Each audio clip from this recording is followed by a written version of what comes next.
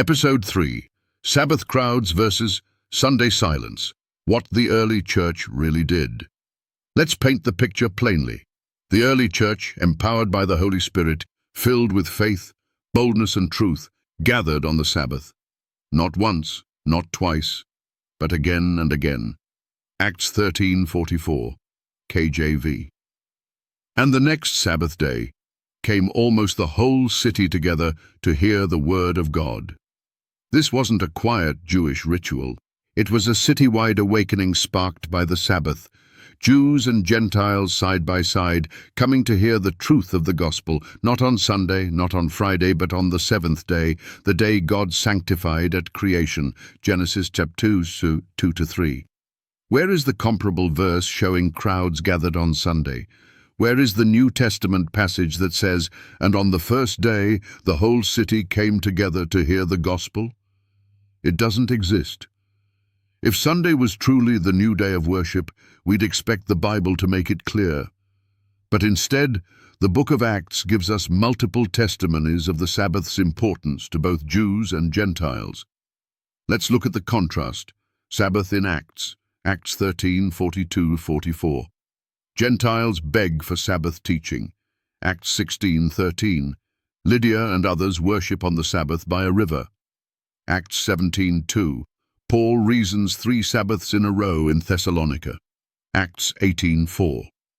Paul persuades Jews and Greeks every Sabbath in Corinth. Sunday in Acts. No record of Paul teaching a crowd on Sunday. No mention of entire cities coming together on Sunday. No command from Jesus or the apostles to replace the Sabbath with Sunday. Nowhere does the New Testament say, "And the Gentiles gathered on Sunday because the resurrection changed the day." That's a man-made doctrine, not a Bible truth. Even in Acts 27, where believers gather to break bread on the first day, it wasn't a new tradition. It was a special farewell meeting because Paul was leaving the next day. And guess what?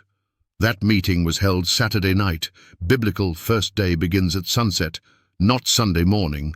There is no divine command in that passage, just a description of an event, one time, and not even on what we consider Sunday morning. So why is there so much silence in the New Testament about Sunday? Because Sunday worship didn't exist in the Apostolic Church.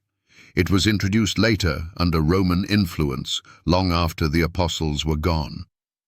Early Christians, even Gentile converts, followed the seventh-day Sabbath because they followed Christ.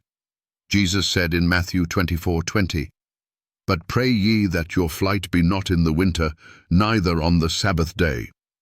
Jesus still recognized the Sabbath, even for future believers, decades after his resurrection. It's time we stop treating Sunday as sacred just because tradition says so. It's time to ask the hard question.